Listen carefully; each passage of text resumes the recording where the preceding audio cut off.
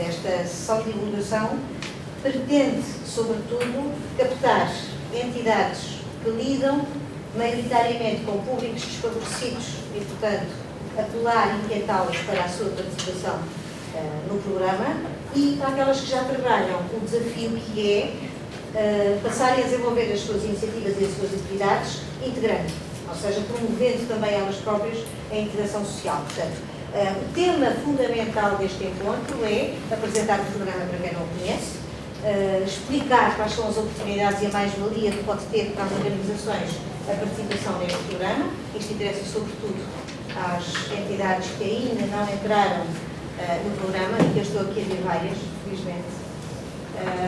E para aqueles que já conhecem, enfim, peço desculpa se tiverem que ouvir um pouco aquilo que já conhecem, que é a apresentação breve que as coordenadoras têm, muita prática, e, portanto, não vão massacrá-los com pormenores, os pormenores deixamos para conversas bilaterais, se assim o entenderem na Agência Nacional, dar-vos uma panorama muito geral do programa para quem não conhece e esclarecermos preto no branco qual é de facto o potencial de integração dos públicos desfavorecidos neste programa.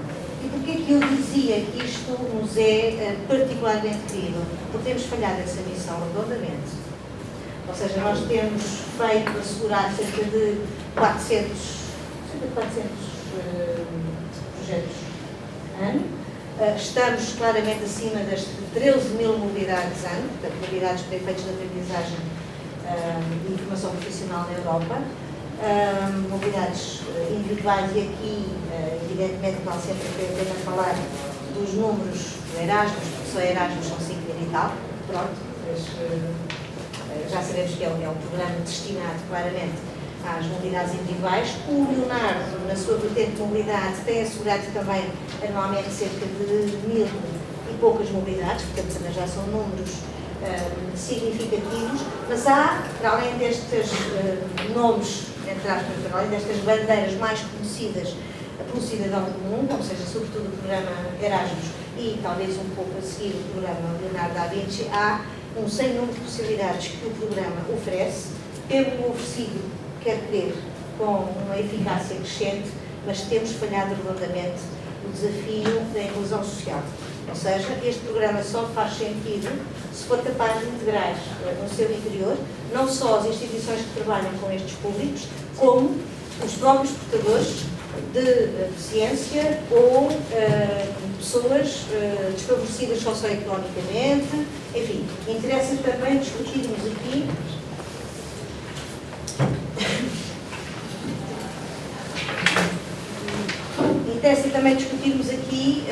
o que é isto de desfavorecidos. O conceito de desfavorecido é a tradução à letra que nós fazemos das orientações da Comissão Europeia. Não é? Quando falamos em PAL, que é o Programa de Aprendizagem ao Longo da Vida, deve integrar públicos desfavorecidos. O que é que são os públicos desfavorecidos? Não é? Começa logo aí a nossa dificuldade conceptual, porque podemos estar a falar de públicos desfavorecidos do ponto de vista do facto de serem portadores de deficiência, ou podemos estar a falar de públicos desfavorecidos porque são detentores de necessidades educativas especiais, ou porque são imigrantes ou filhos de imigrantes, ou porque não dominam a língua materna, enfim. Conceptualmente teríamos aqui com certeza muito trabalho, mas independentemente da discussão teórica interessante que está por trás deste desafio, que é certo é que o programa, do nosso ponto de vista, continua a acolher muito menos instituições e muito menos indivíduos com estas características do que aquilo que seria necessário. Necessário para fazer sentido. Necessário para fazer sentido à sociedade portuguesa. Porquê? Porque o PALV é, talvez, do meu ponto de vista, um dos programas mais estruturantes no âmbito da educação e da formação profissional, emanado da Comissão Europeia. Foi aprovado pelo Parlamento Europeu, há uma decisão de 2006 que cria o programa e que legitima a importância política desse programa na Europa. Não nasceu do nada, ele dá sequência a um programa anterior que provavelmente muitos de vocês ouviram falar, que era o programa Sócrates e Leonardo. Portanto, o Paulo aparece na sequência destes Sócrates e Leonardo, e considero que é de facto os programas mais estruturados no apoio ao intercâmbio, à troca de experiências e à mobilidade para efeitos de educação e formação no espaço europeu. E, portanto, é quase um falhanço na Agência Nacional não conseguir que este programa chegue tão longe quanto poderia chegar junto dos públicos que consideramos públicos prioritários do ponto de vista da promoção da inclusão social. Existem alguns mecanismos frágeis, sem dúvida, que são conhecidos, que têm a ver com o facto, por exemplo, do programa Erasmus ter uma verba nacional, aliás, a única envolvida no programa, para apoio às bolsas dos estudantes Erasmus com dificuldades socioeconómicas. Portanto, essa verba é um acrescento de rendimento que soma à Bolsa Erasmus e que soma à Bolsa SAS, à Bolsa dos Serviços Sociais desses estudantes, evidentemente para tentar fazer do Erasmus um programa o menos elitista possível, porque, como imaginam, não é com 200 euros que se vai para o estrangeiro e que se consegue sobreviver com uns problemas de cabeças, que provavelmente foram alunos Erasmus e, portanto, sabem por experiência própria o que é isto. E, portanto, é óbvio que é uma medida, de um ponto de vista que não é simples demagogia, faz sentido, é importante e tem garantido, de facto, esta possibilidade nos últimos 2 anos, a cerca de 1000 alunos. Portanto, nós conseguimos financiar bolsas suplementares a cerca de 1000 alunos Erasmus, o que é interessante no panorama dos 5 mil e tal no total que financiamos. Mas também vos tenho a dizer que é o único programa que tem este suplemento específico para alunos com dificuldades socioeconómicas. O Erasmus tem ainda uma coisa muito clara, que é a existência de um suplemento financeiro para os alunos portadores de deficiência. E aqui a deficiência pode ser motora, auditiva, visual, etc. Com certeza será muito fácil perceberem, ok, é muito interessante ir em mobilidade, é uma experiência única, mas como é que um indivíduo com uma deficiência grave, que pode chegar aos 90%, pode efetivamente ir em mobilidade? Mas é que vão mesmo. Nós, há 15 dias atrás, acabámos de aprovar uma bolsa de um aluno com 95% de dependência. Portanto, há uma verba específica no âmbito do Erasmus que, em função das necessidades identificadas do relatório médico, etc., permite que a Agência Nacional disponibilize uma verba que acresce, não tem nada a ver com a bolsa normal a que o aluno tem direito, mas que, mal ou bem, tem permitido que estes alunos também façam mobilidade.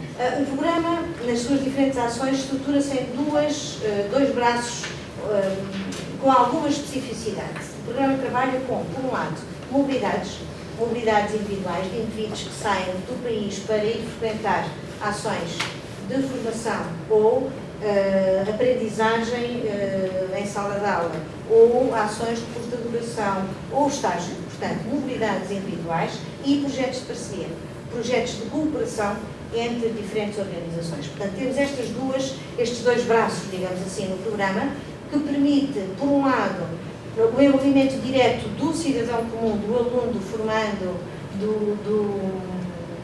das pessoas que precisam, pode ser um professor que vai fazer uma ação de formação de curta duração, portanto, estamos a falar de aprendizagens individuais, mas estamos ao mesmo tempo a falar da possibilidade de desenvolver trabalho entre organizações que trabalham na área da educação e da formação e que podem ter ganhos substantivos porque podem, a partir da sua interação, no fundo, contactar com aquilo que melhor se faz na Europa. Seja cá, seja lá, não estou a dizer que o melhor que se faz na Europa é lá, pode ser cá, mas é uma maneira de partilharmos esse conhecimento e de melhorarmos os nossos desafios e as nossas capacidades de provocar a mudança, não é? Que é para isso que estamos aqui, é porque estamos inquietos e precisamos de provocar mudança no sistema. E, portanto, como prometi, vou falar, e vou passar a palavra à Isabel e à Márcia, penso que é a Márcia que vai iniciar. Normalmente, por tradição, o programa tem uma apresentação sequenciada, começando sempre por Comenos, que é o programa que enquadra a educação escolar, portanto, o trabalho que é possível fazer no âmbito das escolas, do ensino básico, desde o pré-escolar até ao ensino secundário. O Erasmus, que é muito mais conhecido, não é preciso apresentá-lo, mas trabalha exclusivamente a dimensão ensino superior.